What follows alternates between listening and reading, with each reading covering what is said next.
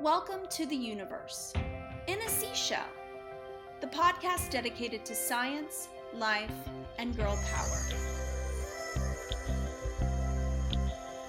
I'm Kara Bartek and I'm your host.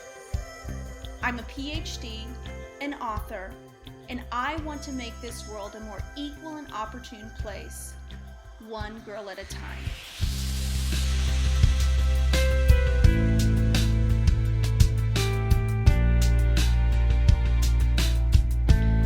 Yellow, yellow, yellow, yellow. Welcome to the podcast. I am Kara and I'm your host, and I am joined by my two freshly back to school hosts, Penny and Cece. Hey guys. Hi guys. So how is school treating y'all? It's pretty good. Yeah. Are you liking it so far? Yep. I love my school. Me too. Okay, so what's been the best thing that's happened so far?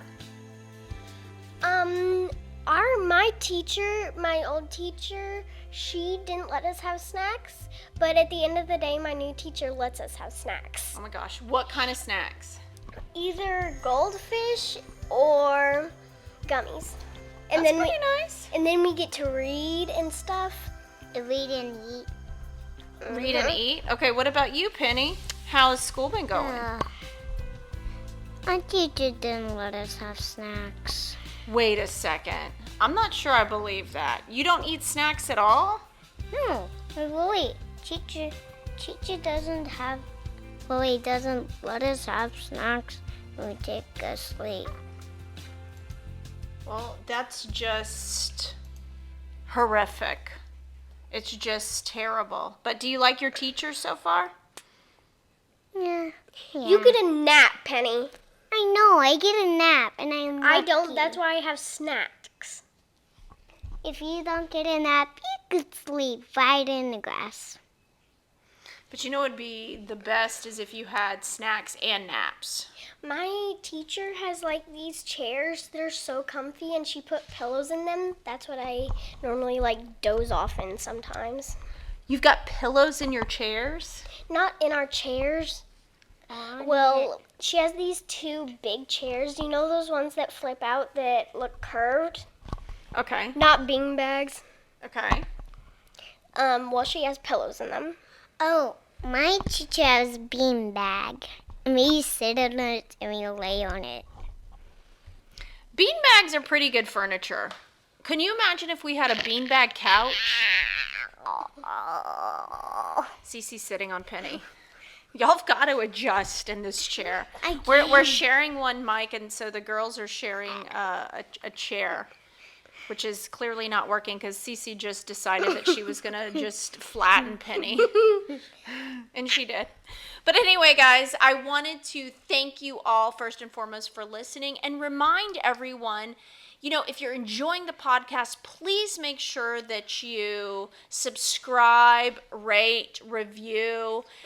Guys, it helps us let me know exactly how everything's going on in the podcast, but it also raises the visibility of the podcast. Because guess what? The Universe in a Seashell is all about making this world a more equal and opportune place. Say it with me. One girl at a time. And I can't do that alone. So remember, subscribe, rate, review, and most importantly, tell your friends.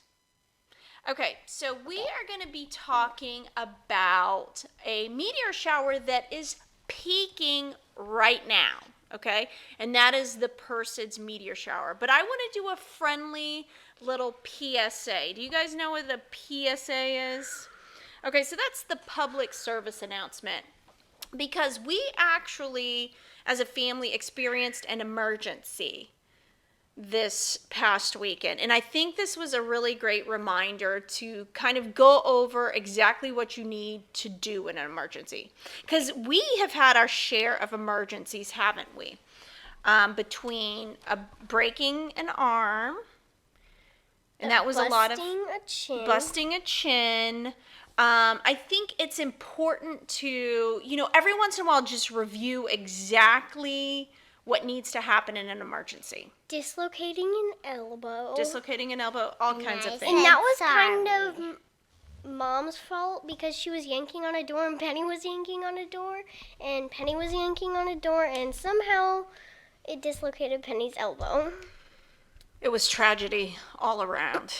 But the important thing to do in an emergency is to make sure that you keep a level head, right? Oh, yeah. So that's the first thing. You've got to make sure that you can assess the situation. You got to figure out when things are life-threatening or when you just might need an adult. Okay, so when there's like copious amounts of blood, if there's like guts hanging out, if there are fires, what would you do in that instance? Oh, jeez. Scream for my life.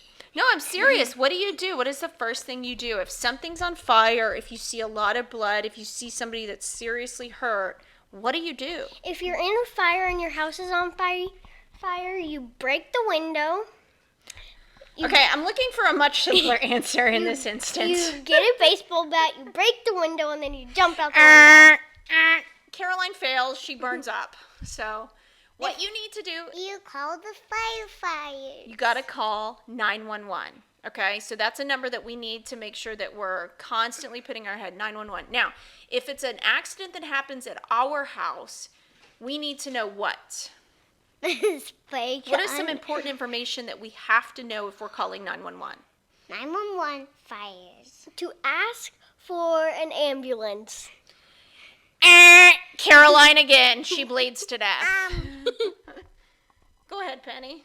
A fire truck when you call it. You need to know your address, okay? It's 11, very important 911, because 911. let's say, for example, Mom finally blows up dinner and I'm laying unconscious on the floor and you need to, it's the Instapot. It's an Instapot accident, okay? It blows up the air fryer, okay?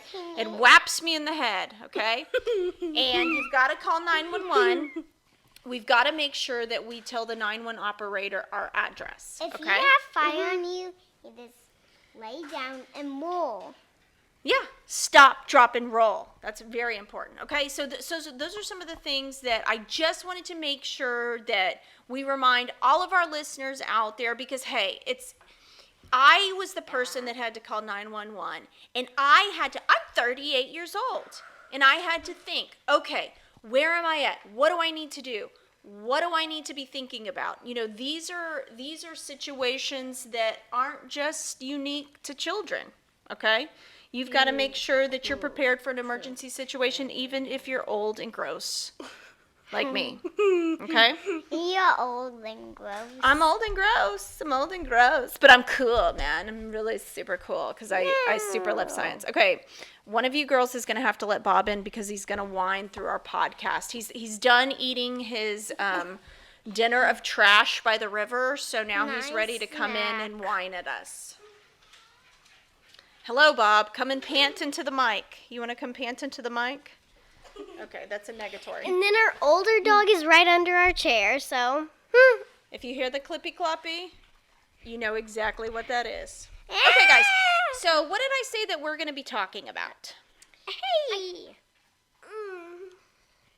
Perseids meteor shower. Right, because it's peaking right now. This is one of the most popular meteor showers that exist in the summer. Now, I've got some good news and I've got some bad news. Okay, what do you want to hear first? Good news or bad news?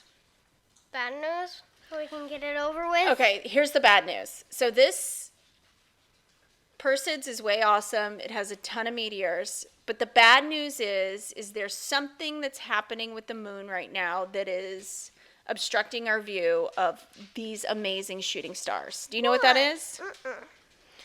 What would the moon be doing that would be creating way too much light? I know it's Tracking bright. Tracking the It's meteor shower. okay. No, basically what's happening right now is we have a full moon, okay? And it's like a giant light bulb in the sky. And guess what happens? All of the meteors that are near the moon, you can't really see them because of the brightness of the moon. So that super stinks, right? But the good news is like I said, it is peaking right now. So we should be able to see some of these falling stars. Do you guys want to get up this weekend and see them? I can't let y'all get up during the week, especially since y'all have been like dragging your rear ends in the morning. I've had to like get a blowhorn, and I've had to sing opera every morning to get y'all out of bed. I think we might wait because even if you're not watching it during the technical peak, which is the 12th and the 13th, you should be able to see them probably through the end of this month. News. What's the bad news, Penny? Cece pushed me because Mommy pinched me because Cece pushed me. I think we should squish you into a sandwich. I'm little lady. Okay. So during the Perseids meteor shower, again, this is, in general, it doesn't necessarily have to be at the peak of the shower. You should see between 10 and 15 of the meteors per hour, or slightly more this time. That's a lot of shooting stars, don't you think? But that's going to require a lot of patience. Like, looking up at the sky and just, like, gazing up there, you might fall asleep. You might fall asleep. Now, do you know why they call it the Perseid shower? Mm-mm. Okay. What does Perseid even mean? Okay, well, so here's the deal. This particular shower is associated with the Swift-Tuttle comet, okay?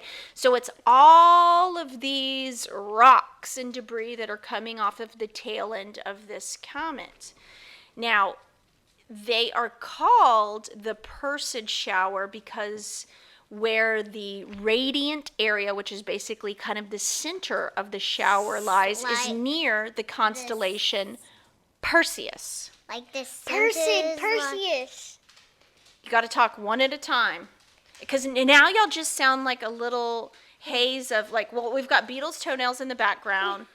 Penny's kind of over here beeping and saying random stuff. Beatles music is like our background. Clump, clump, clump, clump, clump, clump, clump, clump, clump, clump, clump. Can I tell you something? What do you want to tell us, Penny? Tell us, girl. I just saw a scorpion. You just saw a scorpion. Where? Dead on the floor. Where? Right on the grass. Right on the Okay, grass. Penny, I'm gonna have to fire you here in a second if you don't quit talking about scorpions. Number one, you're freaking your sister out. Scorpion. Number two, you're kind of taking up our airtime. Okay. Scorpion. Okay. So the radiant area of the meteor shower is near the Perseus constellation. Okay, and that's how we get the name Perseids. So what I wanted to talk to you guys today about, since we don't have a lot of great news that we can say that we've been up seeing some amazing stars, but maybe some of our friends have. I don't know. Maybe they could send us an email, universeinaseashell@gmail.com, and let us know how your star watching has been. Ours has been a little lackluster. But I wanted to tell you guys about some famous times that meteors have struck the earth. Do y'all want to talk about that? Yes. Okay, what do you think happens when a meteor strikes the ground?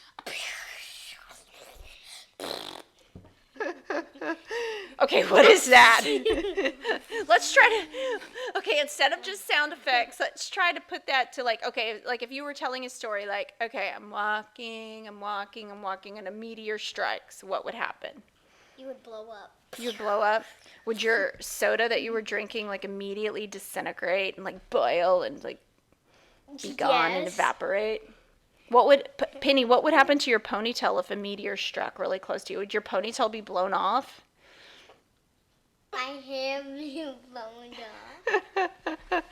Okay, so let me talk to you guys about one of the most famous meteor strikes in history, and that's the Chicxulub crater, which happened about 65 million years ago, and this is in current-day Yucatan, Mexico.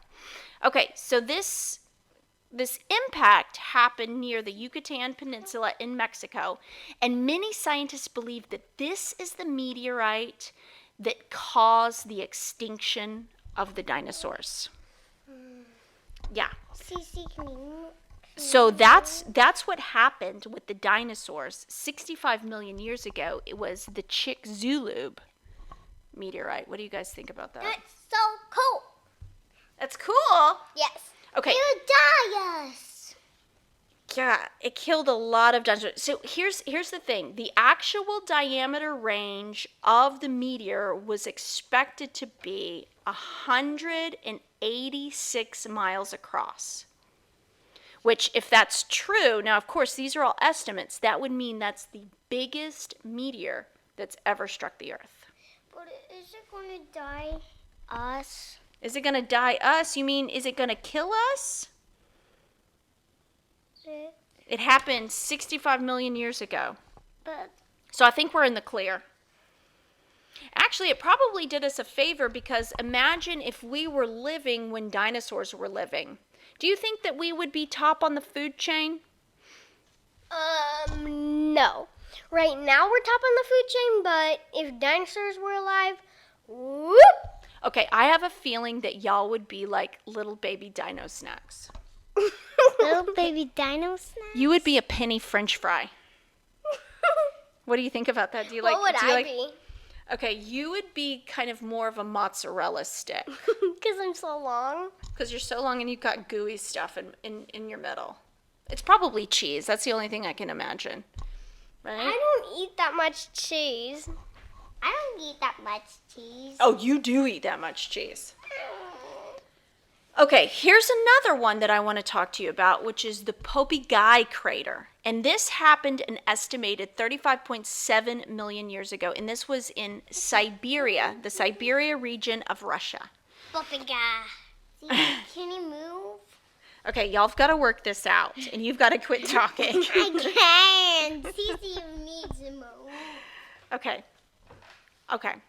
So, Russian scientists claim that this crater site contains trillions of carats of diamonds, okay? Making it one of the largest diamond deposits in the world. And these diamonds have been referred to as impact diamonds. Are they magnetic? No. Generally, the only thing that's magnetic is metals. But can't space rock be magnetic? If it's metallic. But diamonds, they're made of charcoal, basically, really compressed charcoal. But I think that's kind of cool, right? That's why I put this one on here, that this, now it was pretty lame that this one meteorite, the Chicxulub, came in and squashed all the dinosaurs and made them die and killed them. That was pretty lame. But this meteorite came in and created trillions and trillions and trillions of diamonds. That's pretty rad, right? That is so cool. Okay. I want to go there. Now, let me tell you about another one, and this has happened in more recent history, okay? And this is the very last one that I want to talk about, although there's a ton. If you go to the internet and just check it out, there's a ton of impacts that have happened on the Earth, and they're extremely interesting. But I picked these three because I thought they were the coolest. But this one is the Tunguska event, okay?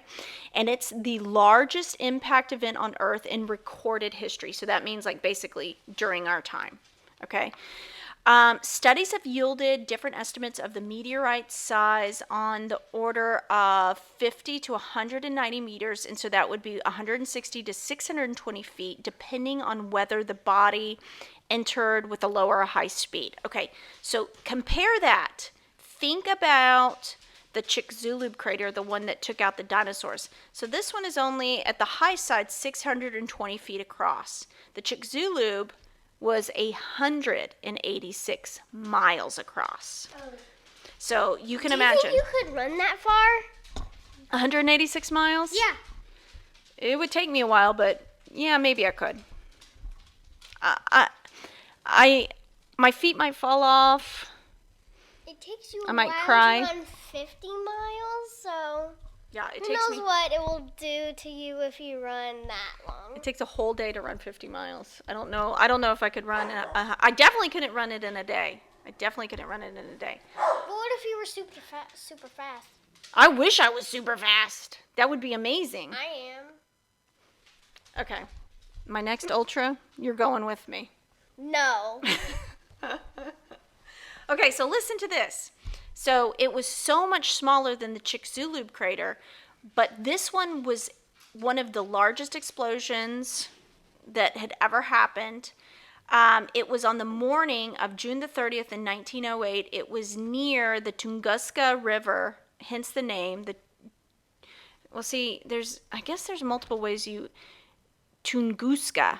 Wait, June Tunguska? 30th? Yeah, that's your birthday. But this was in 1908. I know, but that's pretty cool. Yes, that's very cool. Now, the explosion happened over a sparsely populated area, but it actually flattened 2,000 square kilometers of forest. And at least 3 people died. Okay, the explosion is generally attributed to the airburst of a meteorite, and it's classified as an impact event, even though they can't find an impacted crater. So basically, they're saying that it exploded in the air. But what if we die? Penny, you're very concerned about this, aren't you? I think we're okay. I think we're generally okay. I think NASA's probably tracking all of these big giant ones. We'll have to send like a huge nuclear bomb into space.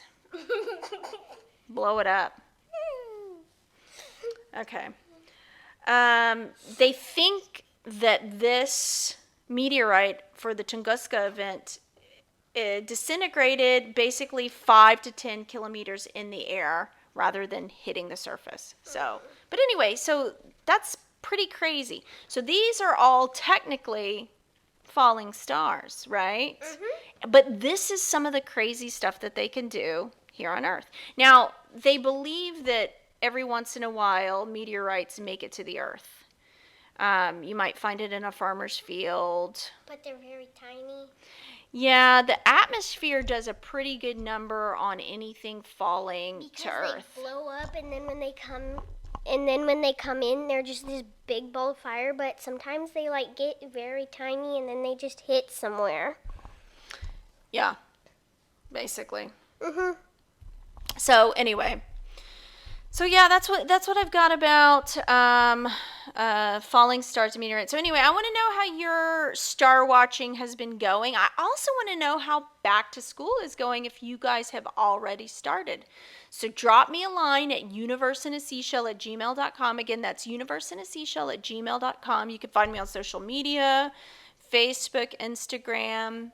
Make sure that you subscribe, rate, and review. When you subscribe, you'll get notified of new shows. And when you rate and review, that does us a solid because it lets us know what you guys think and it helps other people let you know what you think. Mm-hmm. So do you guys have any closing words? Bye. Kika, kika. Adios, amigos.